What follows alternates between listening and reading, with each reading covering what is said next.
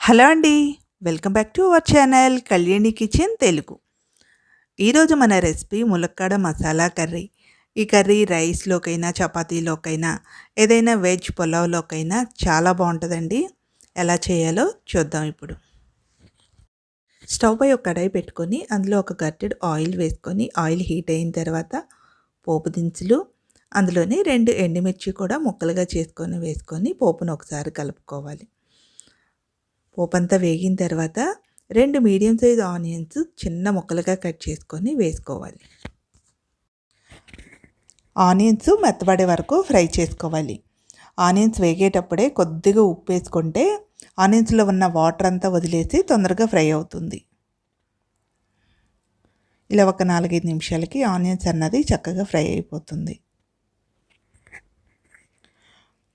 ఇప్పుడు ఇందులోనే కొద్దిగా కరివేపాకు, సన్నగా కట్ చేసుకున్నటువంటి 2 పచ్చిమిర్చిని కూడా వేసి ఒకసారి కలుపుకోవాలి.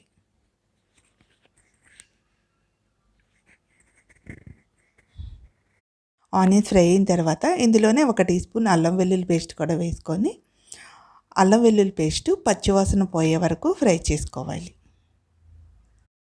నెక్స్ట్ అందులోనే ములక్కాయ ముక్కలు కూడా వేసుకుందాం. ఇక్కడ నేను 3 ములక్కాయలు తీసుకొని ఈ విధంగా కట్ చేసుకున్నాను. ములక్కాయలు కూడా వేసుకున్న తర్వాత ఒకసారి బాగా కలుపుకొని ములక్కాయల్ని ఆయిల్లోనే ఈ విధంగా ఫ్రై చేసుకుందాం ఒక 5-10 నిమిషాలు. ములక్కాయలు ఈ విధంగా ఫ్రై చేసుకోవటం వల్ల టేస్ట్ చాలా బాగుంటుందండి, డైరెక్ట్గా కూరలో వేసే కంటే కూడా. మీడియం ఫ్లేమ్లో పెట్టుకొని ఒక 10 నిమిషాల పాటు ఫ్రై చేసుకుందాం. ఇప్పుడు ఇందులోనే కొద్దిగా పసుపు, కొద్దిగా ఉప్పు కూడా వేసుకొని కలుపుకోవాలి.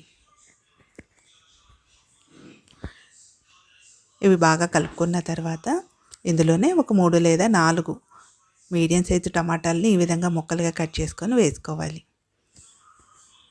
ఈ టమాటాలు కూడా బాగా మెత్తబడే వరకు మీడియం ఫ్లేమ్లో పెట్టుకొని స్టవ్ని మూత పెట్టుకొని ఉడికించుకోవాలి.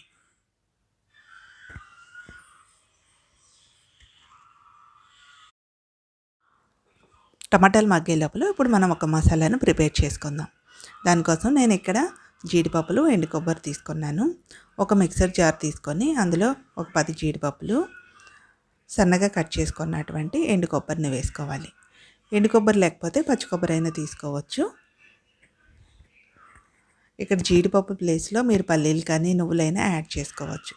ఇప్పుడు అందులోనే 2 యాలకులు, 2 లవంగాలు, కొద్దిగా దాల్చిన చెక్క కూడా వేసుకొని కొంచెం వాటర్ యాడ్ చేసుకొని ఫైన్ పేస్ట్లా చేసుకోవాలి. ఇదిగండి ములక్కాయ టమాటా కూడా చక్కగా మగ్గిపోయి ఉంది. ఇప్పుడు ఇందులోనే ఒక 1.5 స్పూన్ కారం, ఒక 1/2 స్పూన్ ధనియాల పొడి, ఒక 1/2 స్పూన్ జీలకర్ర పొడి కూడా వేసుకోవాలి. అన్నీ వేసుకున్న తర్వాత ఒకసారి ఈ విధంగా కలుపుకోవాలి. మొత్తం కలిసేలా కలుపుకున్న తర్వాత మనం గ్రైండ్ చేసి ఉంచుకున్నటువంటి మసాలా మిశ్రమం అంతా వేసుకోవాలి. కూరలో ఒకసారి బాగా కలుపుకొని దీంట్లో ఉన్నటువంటి పచ్చివాసన పోయే వరకు ఉడికించుకోవాలి.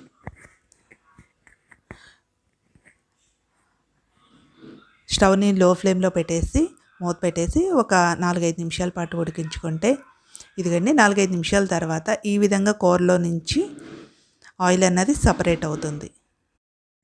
ఈ టైంలో ఒకసారి బాగా కలుపుకొని మనకి గ్రేవీకి కావాల్సినటువంటి వాటర్ని యాడ్ చేసుకోవాలి. ఇక్కడ నేను ఒక 150 ml నుంచి 200 ml వరకు వాటర్ అన్నది తీసుకున్నాను. ఒకసారి వాటర్ యాడ్ చేసుకున్నాక మొత్తం కూర అంతా బాగా కలుపుకొని ఈ టైంలో సాల్ట్ కూడా అడ్జస్ట్ చేసుకోవాలి.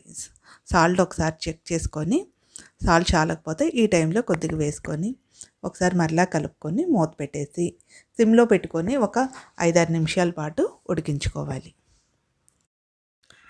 5 నిమిషాల తర్వాత మూత తీసి చూస్తే ఇదిగండి కూర రెడీ అయిపోయింది.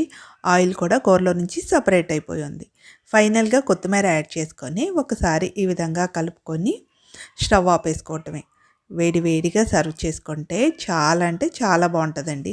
ఇది రైస్లోకైనా, చపాతీలోకైనా, లేకపోతే వెజ్ బిర్యానీలోకైనా చాలా బాగుంటుంది. తప్పకుండా ఒకసారి ఈ విధంగా ట్రై చేసి చూడండి. ఎలా వచ్చిందో కామెంట్ చేయండి. ఫస్ట్ టైం నా ఛానల్ చూస్తున్నట్లయితే సబ్స్క్రైబ్ చేసుకోండి. Thank you for watching.